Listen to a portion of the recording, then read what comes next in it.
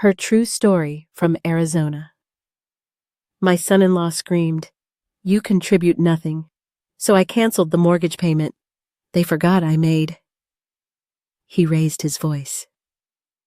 I raised the bank statement. Dinner was almost ready. The scent of baked chicken and rosemary hung in the air, mixing with the dull sound of television static from the living room. Emily was spooning mashed potatoes onto a serving platter while I set the table. Slowly, carefully, as I always did now. My joints were stiffer these days. My fingers didn't quite close around things the way they used to. I reached for a ceramic dish, one I had used dozens of times without incident. But my thumb slipped. It fell. The sound of it shattering against the tiled floor cut through the house like a crack of thunder. Everyone stopped. Emily froze in place. The children, Chloe and Ryan, looked up from their plates. And then, like lightning striking after the thunder, Jared shot up from his chair. Fork still in his hand, his eyes narrow and wild. "Of course," he muttered first. "Of course. It's her." Then, louder. "Do you ever think about what you actually do around here?" I didn't answer. My hand was already shaking. I bent down, quietly trying to gather the broken pieces. My knee protested as I knelt, but I didn't complain. I never did. That's what I thought. Jared snapped. "Nothing. You live here for free. You eat our food. You take up space. You don't clean. You don't work. You don't even say thank you. You contribute nothing." I looked up, stunned. "Jared, No, you don't get to speak now." He spat, stepping toward me. "You should be grateful we even let you stay here. You should be grateful that those dusty retirement dollars of yours were even remotely helpful. You think you're some kind of hero because you gave us a little cash, please." He was trembling now, rage bubbling up from a place I hadn't known existed. Then came the words that would burn themselves into my memory. "You're lucky," he growled. "Lucky those old dirt-covered dollars of yours bought us time. Otherwise, you'd be in a home. Old hag." Time stopped. "If you've ever been disrespected by the very people you sacrificed for, leave a 5 in the comments. She deserves to know she's not the only one." I stayed on my knees, pieces of the plate cutting into my palm, but I didn't feel them. I only felt the heat rise to my face, the ache swell behind my eyes, not from embarrassment, but from something far deeper. My own daughter stood beside him silent. She didn't reach for me. She didn't stop him. Before we continue, please take a moment to like and subscribe. Try to watch the videos as long as possible. By watching more often, YouTube will promote these stories to a larger audience, grow your channel, and bring you more interesting things.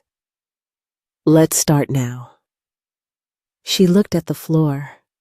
I slowly pushed myself upright and placed the broken pieces onto the counter. Jared had already stormed back to the table, muttering under his breath. The children sat in silence, confused and wide-eyed. Emily brought over the rest of dinner, moving as if nothing had happened. I wanted to scream. I wanted to grab her and ask, "When did you become this woman? When did you forget who raised you? Who sat by your hospital bed when you had pneumonia at 8? Who sewed your prom dress by hand? Who gave you the down payment for this very house when Jared lost his job during the pandemic instead?" I took my seat at the far end of the table, the guest corner, as Jared called it. The kids began to eat. Jared poured himself another glass of water. Emily passed me the bread basket without a word. I placed it down without taking a slice. I didn't have an appetite. Inside, something had shifted. It was like a door had opened, quietly, but firmly. A door I had left shut for years, believing that love meant sacrifice and silence, that family meant endurance, that a mother's job was to give and forgive endlessly, even if no one said thank you. But as I looked around that table, at the husband who saw me as a burden, at the daughter who no longer defended me, at the grandchildren who were learning how to treat their elders by watching, I realized something that chilled me to the bone. They had already written me out of the family picture. I was no longer Irene, the mother, the grandmother, the woman who had kept everyone afloat in silence. I was just extra, an afterthought. You'll wait, old hag. The words repeated in my head like a cruel echo. I swallowed them, but they didn't go away. And as the dinner plates were cleared, as Emily rinsed the glasses and Jared retreated to the couch to scroll through his phone, I walked down the hallway with a straight spine and a silent vow. This would be the last time anyone in this house ever called me nothing. After my husband passed, the house felt too big. The silence in it was too loud, too hollow. Every room held memories. Our wedding photo in the hallway, the chipped mug he used every morning, the garden he loved that I no longer had the strength to tend. I would sit in the kitchen, sipping tea alone, staring at the empty chair across from me, and wonder how a home so full could feel so abandoned. I tried. I joined a book club, went to church more regularly, smiled at the neighbors. But every night I returned to an empty house, and every morning I woke with the same ache in my chest when Emily called and said, "Why don't you come stay with us for a while?" "Mom." It felt like an answer to a prayer. I remember packing up my things with care, labeling boxes with old photos and linen sets. I sold the house, said goodbye to the porch I used to sweep every Saturday morning, and convinced myself it was time. At my age, I thought, all I need is to be near family. Nothing else really matters. The profit from the sale, along with my pension and George's life insurance, left me with a decent sum. Enough to live comfortably, modestly. I didn't need much, but Jared and Emily were in a tough spot when I moved in. Jared had been laid off the year before, and the mortgage payments were stacking up. The house, the same one I had helped them buy years earlier with a small loan, was on the brink of foreclosure. I watched them argue about money late at night, thinking I couldn't hear. I saw the red bills on the counter, the unopened envelopes. Emily would rub her temples and whisper, "We'll figure it out." But I knew they wouldn't. So one afternoon, when they were both out, I went to the bank. I didn't ask for permission. I didn't announce what I was doing. I simply spoke with a loan officer, explained that I wanted to set up automatic mortgage payments from my retirement account 12 months in advance. It took less than an hour. I walked out with a receipt and a quiet heart. I did it not for thanks, not for recognition, but because I wanted to protect them. I wanted to protect the idea of family. I believed that being useful without being noticed was the truest kind of love. They never asked where the sudden financial relief came from. When the foreclosure letters stopped arriving, when the tension lifted from Emily's face and Jared began sleeping easier, no one questioned it. I thought that was a good thing. I told myself, that's what mothers are for. We give quietly, We sacrifice without being asked. We ask for nothing in return but a little peace, a warm dinner table, the sound of laughter in the hallway, and for a while, that's exactly what I had. The kids were happy to have me there. Chloe would braid my hair in the mornings, and Ryan liked to curl up beside me while I read. Emily cooked with me again like we used to when she was young, her fingers still clumsy with a knife, but her smile familiar. Even Jared, while he wasn't warm, but he was polite, until he got his job back. At first, things seemed like they'd get better. Jared walked taller, talked louder. He bought a new truck, took the kids out for fast food, started making jokes at dinner. But the shift in him was subtle, like a crack in glass that slowly spread until the whole pane shattered. It began with small comments. "Did you forget your plate again? Irene. Maybe next time you can sweep the patio if you're not too tired. I guess retirement means doing nothing all day." "Huh." Emily would laugh nervously. "He's just teasing, Mom." But it didn't feel like teasing. It felt like warning shots. And soon the jokes turned into lectures. If I missed folding the laundry or asked about the thermostat being too high, Jared would roll his eyes and mutter, "You're not paying for it." If I voiced concern about the kids staying up late, he would say, "They're not yours to raise." Emily would sometimes take my side, quietly, after he left the room. But mostly, she just avoided confrontation. She told me, "He's under pressure." "Mom, he doesn't mean it. It's just his way." But I had seen enough of his way to recognize it for what it was. One night after dinner, I offered to help with dishes. Jared leaned back in his chair and said, "Why start now?" And Emily said nothing. I walked to my room and closed the door. That night, I couldn't sleep. I sat in the dark, watching the shadow of the trees outside sway against the window, and I thought about the 12 months of mortgage payments I had covered, an entire year of security, for a man who now told me, day after day, that I didn't matter, that I was nothing, that I contributed nothing. That was the night I realized my love was not being misunderstood. It was being used. I had spent so long trying to keep the family together that I hadn't noticed I was the only one holding the pieces. And now, they were cutting into me. That night, I whispered to myself what I had been too afraid to admit for months. They don't see my love as a gift. They see it as a given. A phone call came on a Thursday afternoon, just as I was folding laundry in the guest room, the one Jared insisted I call my space, even though it was barely big enough for a dresser and a twin bed. My phone buzzed against the windowsill, and I recognized the number instantly. Daniel, my youngest, my boy, who had moved out of state years ago with his wife, and never stopped calling me every Sunday without fail. I picked up quickly, already smiling, trying to sound as normal as I could. "Hi, sweetheart," I said, softening my voice.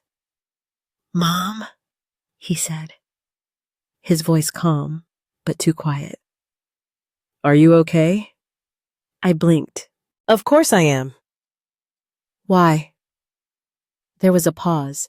I just got off the phone with Emily. She was ranting about something.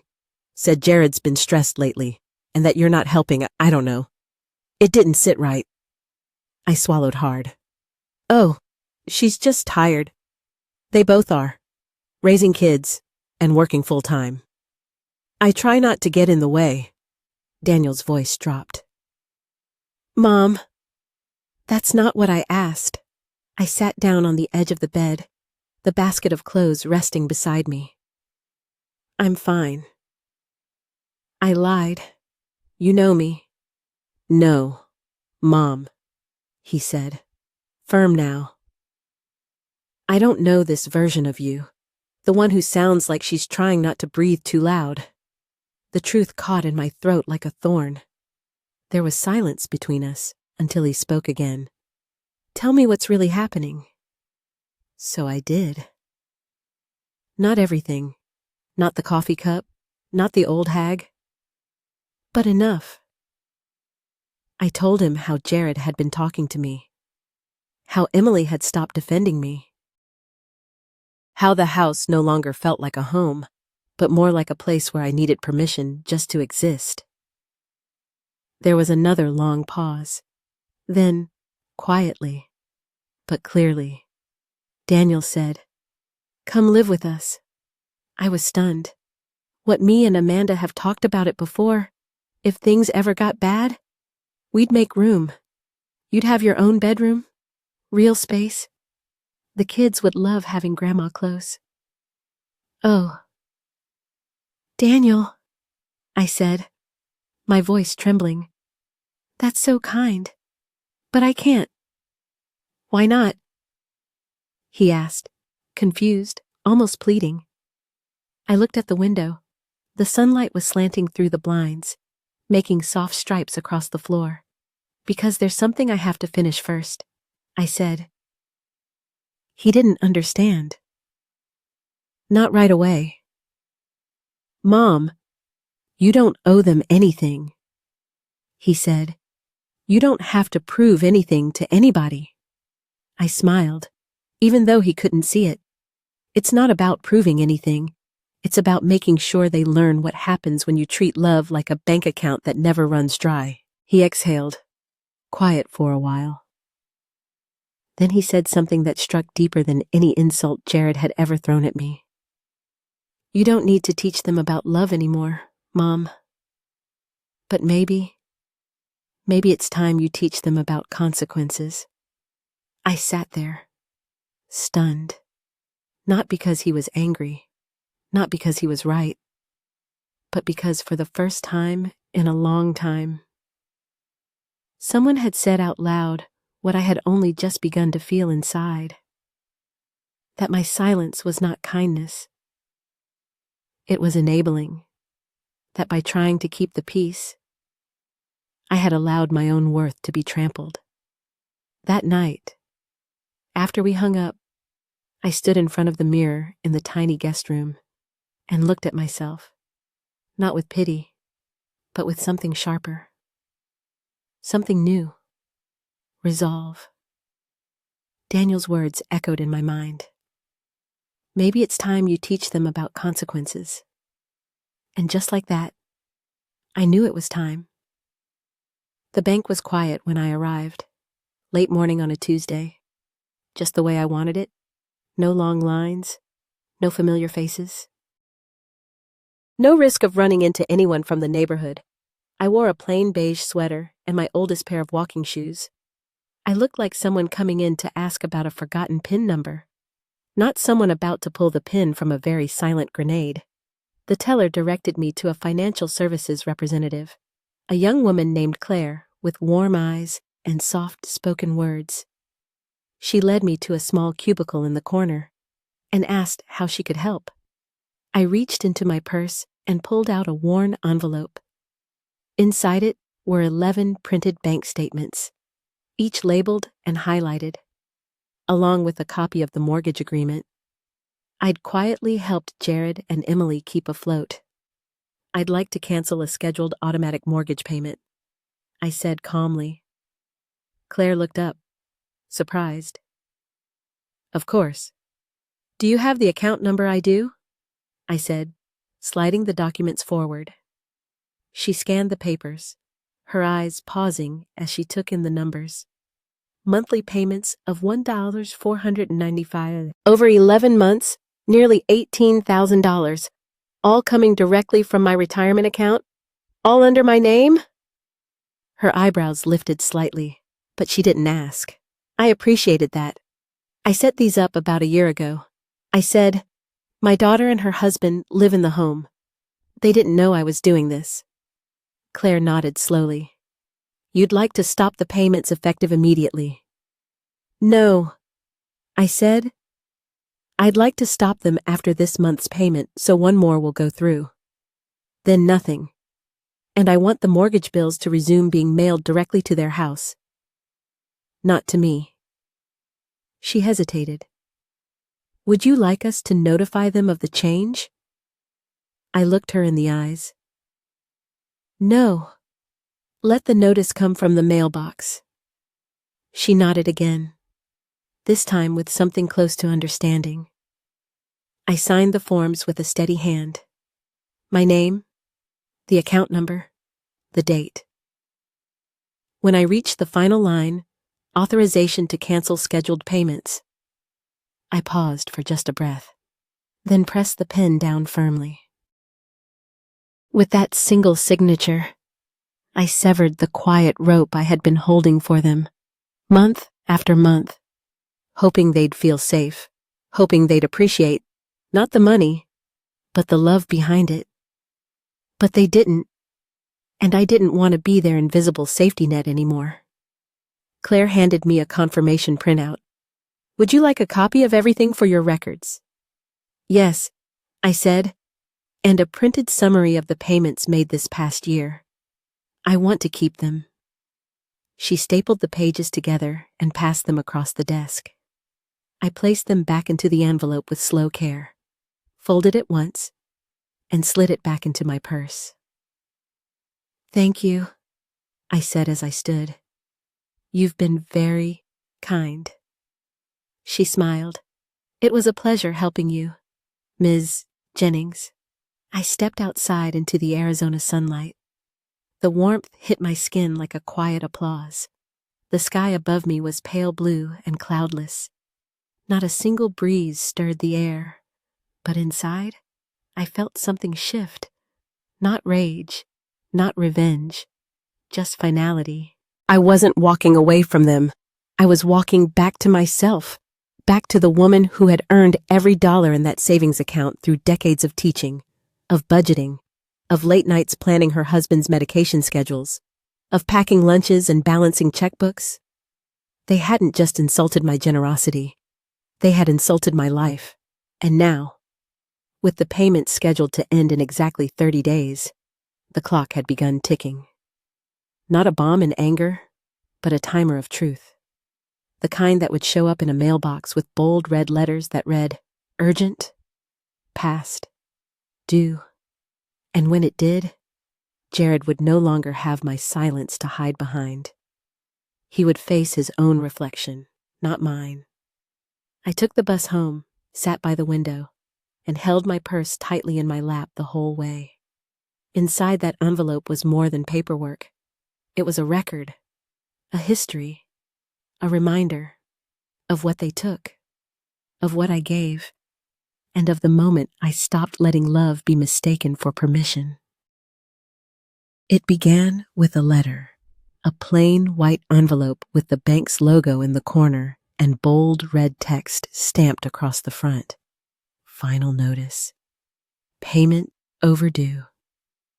Jared tore it open at the kitchen counter, expecting some clerical error, some trivial mix-up that would be resolved with a phone call. But when he read it, the color drained from his face. 2 months overdue. Immediate risk of foreclosure. Penalty fees.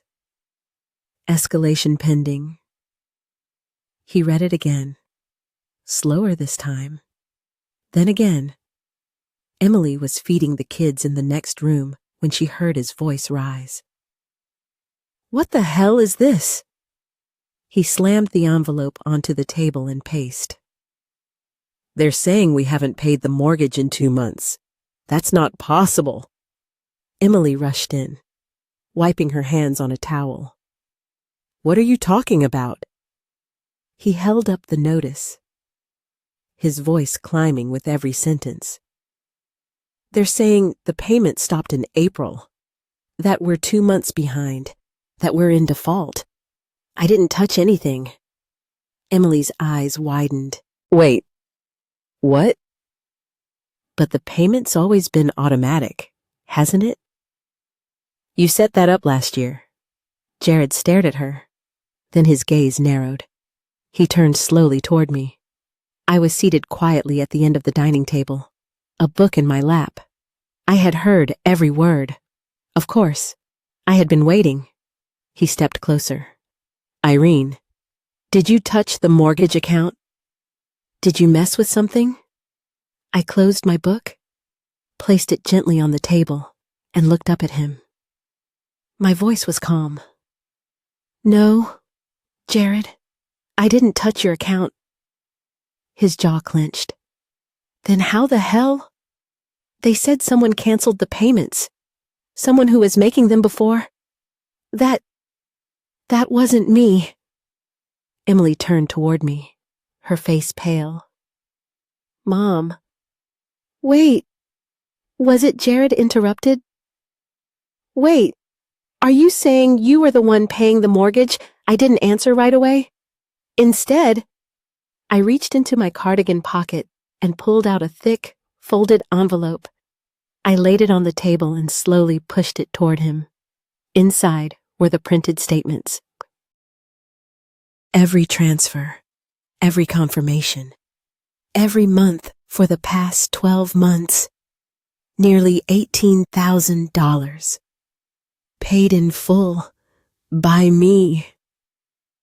He opened the packet, flipping through the pages in disbelief. His eyes scanned line after line of dates, amounts, account numbers, and my name. This can't be real, he whispered. Emily covered her mouth with one hand. The room went silent except for the faint hum of the refrigerator. Then I spoke. You said I don't contribute, that I do nothing, that I'm just an old woman lucky to be under your roof. I paused, letting the words land where they should. So, I stopped contributing. Emily's eyes filled with tears. Mom, why didn't you say anything? Because I shouldn't have needed to. I said softly. I thought love would be enough. I thought generosity could speak for itself. But when someone throws it in your face, calls it a burden, well, sometimes silence has to end. Jared stood, frozen, his lips parted, but no sound came out. And in that moment, he understood. Not just what I had done, but what it had meant. For a year, I had kept their roof from crumbling. For a year, I had given without credit, without applause, without even acknowledgement. And for what? To be told I contributed nothing that I should feel grateful. I didn't want to embarrass you. I said, but I won't let myself be embarrassed anymore. Jared sank into a chair, the letter still in his hands. Emily turned away, tears rolling down her cheeks.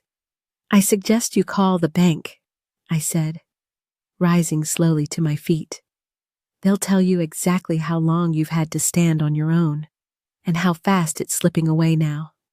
I left the room, walked down the hallway, and closed the door behind me with a steady hand. In that house, in that moment, the truth had finally spoken louder than Jared's voice ever could. The house was officially repossessed on a Thursday morning. A white van from the bank pulled up to the curb before the sun had fully risen. Two men in buttoned shirts and clean boots stepped out with clipboards and polite voices, knocking on the door like they had done this 100 times before. Jared answered, still in sweatpants, hair unkempt, face drawn. I watched from the hallway, invisible to him as always.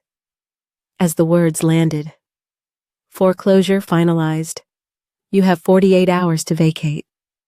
He stood silent, the document trembling slightly in his hand. His eyes were bloodshot. No rage this time, no shouting. Just a stunned silence, like he had finally run out of people to blame. Emily crumpled to the couch when she heard. She buried her face in her hands, sobbing. Not the kind that asks for comfort, but the kind that comes from knowing you let something rot right in front of you and did nothing to stop it. That afternoon, as they packed boxes and made frantic phone calls, I quietly folded my clothes and zipped up a modest suitcase. My hands were steady, my breath even. The ache in my joints was there, but the heaviness in my chest, gone. Emily found me by the door, just as I was slipping my coat on. "Mom, please," she whispered. Her voice cracked. "You don't have to go. We'll figure something out." I turned and looked at her. Really looked. Her eyes were swollen. Her posture curled inward like a child who had just learned the world could hurt. Jared stood behind her, arms crossed, staring at the floor. He didn't say a word. Couldn't. "I do have to go," I said quietly. "You both made this house a place where I disappeared." Emily reached for me, but I gently pulled away. "I don't hate you," I said, "but I'm not going to stay where love feels like a transaction." I placed an envelope on the small table by the entryway. Inside it was a letter, handwritten, simple. I didn't sign it with bitterness. I signed it with clarity. I was once the one who kept a roof over your heads, but now I need a roof that will keep me. I hope one day you understand the difference. She picked it up, but didn't open it right away. Maybe she couldn't. Jared, for once, didn't try to argue. His shoulders sagged under the weight of something he had built with his own arrogance and torn down with his own mouth. We didn't exchange a single word. I opened the door.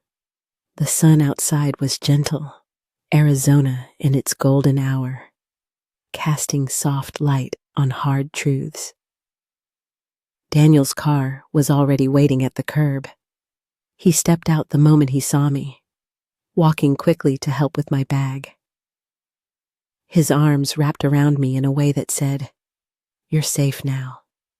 No hesitation, no resentment, no keeping score. As I sat in the passenger seat, I glanced once more at the house behind me, the place where I had hoped to grow old quietly, surrounded by family. Instead, it had become a shrine to resentment and entitlement. And now, it was just a house again. Not a home. Not for anyone. As we drove away, Daniel reached over and squeezed my hand. "I'm sorry it came to this," he said. I shook my head. "Don't be." I let them believe my silence was weakness. Now they've heard what strength sounds like. The ride was long, but peaceful. The kind of quiet that doesn't need to be filled. When we arrived at his home, my daughter-in-law, Sarah, was already on the porch with a warm smile and open arms. The kids peeked from behind her, giggling, calling out, "Grandma," and just like that, I was home again. A different home. One not built with wooden brick, but with respect, with kindness, with space for me to be exactly who I am. No pretending, no disappearing, disbelonging.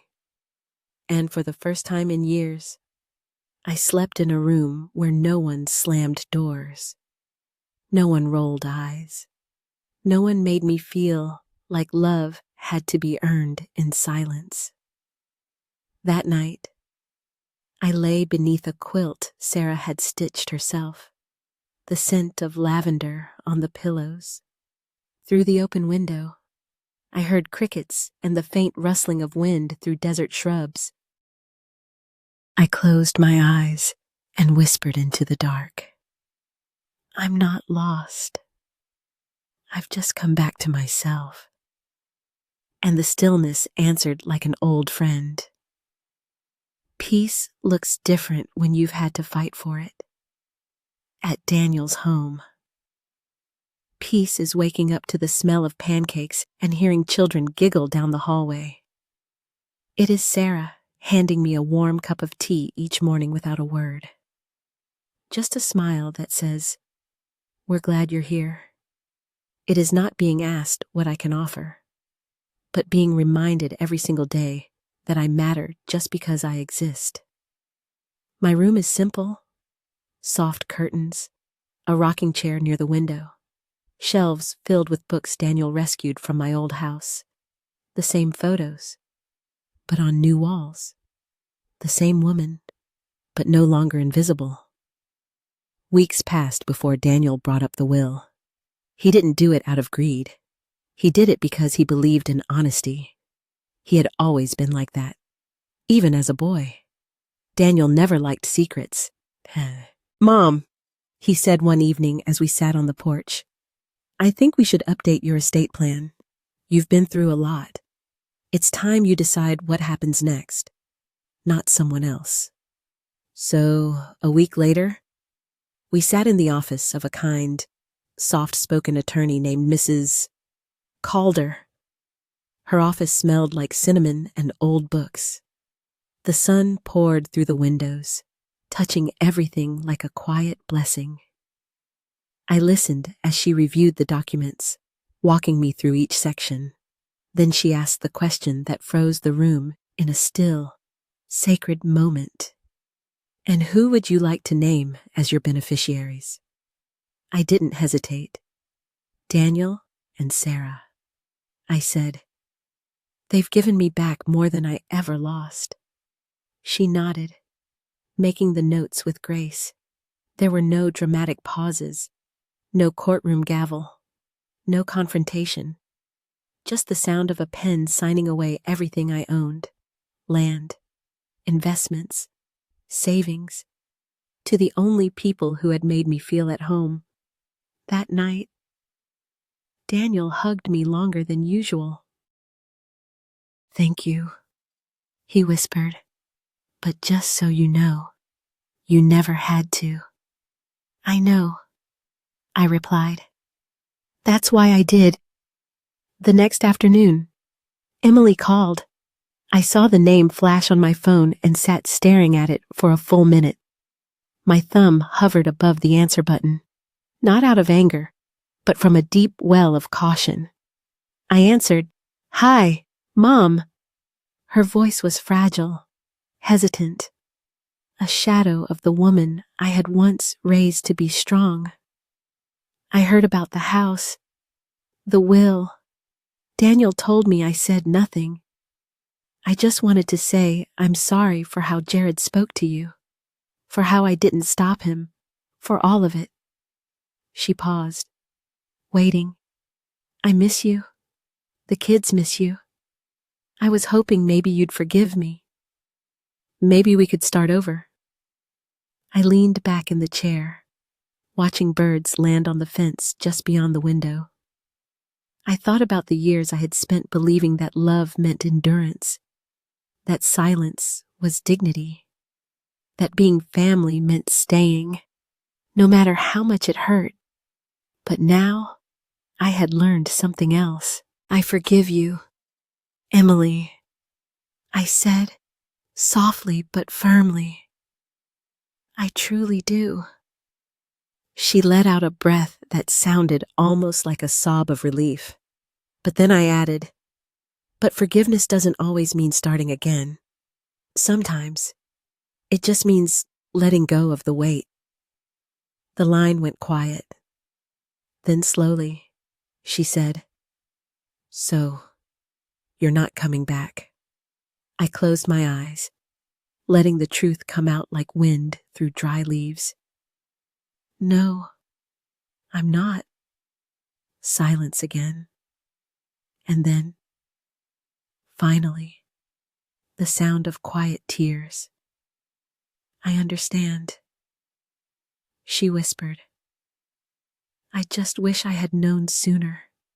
I nodded, more to myself than to her. We all wish a lot of things. When I hung up, I didn't feel triumphant. I felt clean, like something that had been tangled inside of me for years had finally come loose. That night, I sat at the dinner table with Daniel's family, laughing at a joke his youngest had told, eating too much butter on my bread, wearing a sweater Sarah had knit me for no occasion at all. No occasion, just love. And I thought, as I looked around the table lit by golden light, sometimes your real family isn't just blood. It is whoever still stands beside you when the storm finally breaks. They invited me to speak at a community event last spring, something about awareness and advocacy for elder mistreatment. I almost said no. I am not a speaker. I am not loud.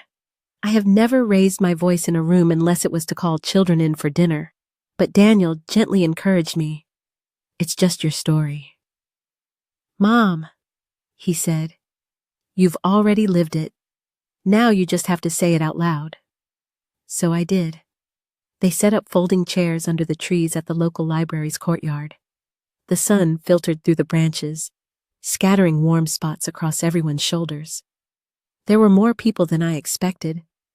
Young faces, older ones, even a few teenagers with their arms crossed, pretending not to listen but staying anyway.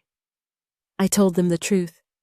I told them about my house, my savings, the bank transfers, about the night the plate slipped from my hands and the words that came after. I told them about Jared, about the silence of my daughter, about the weight of staying quiet, not because I had nothing to say, but because I believed my love was best proved through endurance. And then I told them about the moment I chose to stop enduring. When I paused, no one moved. Then a young woman in the front row wiped her face. A man in his 40s lowered his head into his hands. Another lady whispered, "That was me." When I closed, I didn't offer revenge. I didn't speak about what they owed me. I simply said, I do not need anyone to thank me, but I will never again let anyone treat me like I am zero. That was the sentence they remembered. Someone recorded it, and within a few weeks, it started showing up on posters, social media posts, even the walls of a local senior center. I do not need anyone to thank me, but I will never again let anyone treat me like I am zero. They called it powerful. I call it overdue. The truth is, we teach people how to treat us, even when we don't mean to, and when we stop teaching that we are small, unworthy, or invisible. People have to choose whether they will rise or disappear. I cannot control what they choose, but I can choose myself. These days, my life is soft and slow. Daniel built me a small vegetable patch out back. I plant too many tomatoes and not enough zucchini.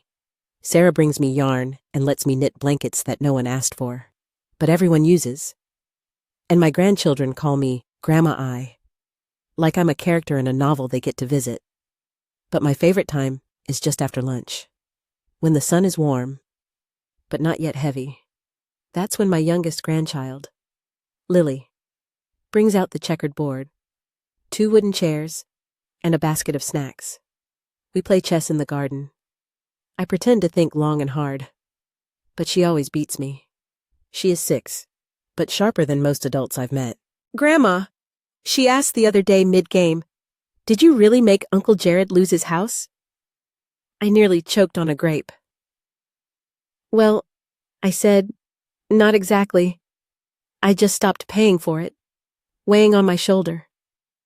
I thought for a moment. Because, honey, I said gently, sometimes when people forget the gift you gave them, you need to take it back.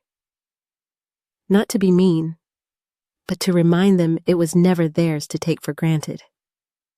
She considered this, squinting down at the board, like when someone forgets you shared your sandwich and they act like you never had one. I smiled, exactly like that. She nodded and captured my rook. Check, she said, grinning. The wind stirred the leaves overhead. The scent of rosemary and sun-warmed soil drifted across the table. A blue jay called from the fence post, and I smiled. Not because I had won anything, but because I no longer had to. I was no longer trying to be useful or perfect or quiet. I was just living whole, unapologetic, still soft, still kind, but never again invisible. Later that evening, Daniel brought in the mail and handed me a card. No return address. But I recognized the handwriting. It was from Emily and simply read, I saw the quote on Facebook. It was you, wasn't it? I know you don't owe me anything, but thank you for standing up even when it meant turning away from me. I'm trying to be better. I'm not there yet, but I'm trying. I tucked the card away in a drawer beside my old wedding ring. A few black and white photos, and George's tie clip. I didn't cry. I just sat for a while in that quiet. Then I went out back to water the tomatoes. I know now that not all things we give will be recognized. Not all kindness will be remembered. Not all love will be returned. But that doesn't mean it wasn't worth giving. Because in the end, it was never about the house. It was about the message. About saying, without needing to shout, I was here. I mattered. I gave. And now I live. Not because I won, but because I finally stopped waiting for permission. If this story touched your heart, reminded you of someone you love, or made you feel just a little less alone, then it's done what it was meant to do. Because Irene's story isn't just about standing up to cruelty. It's about reclaiming dignity. One quiet choice at a time. Here on Grandma True Stories, we honor voices that were once silenced. We share true stories of courage, heartbreak, and justice, told by the women who lived them. So if you believe age should never silence truth, if you believe respect has no expiration date, then hit subscribe and join a community where stories like this are never forgotten. Grandma True Stories, because sometimes revenge is simply reclaiming your worth.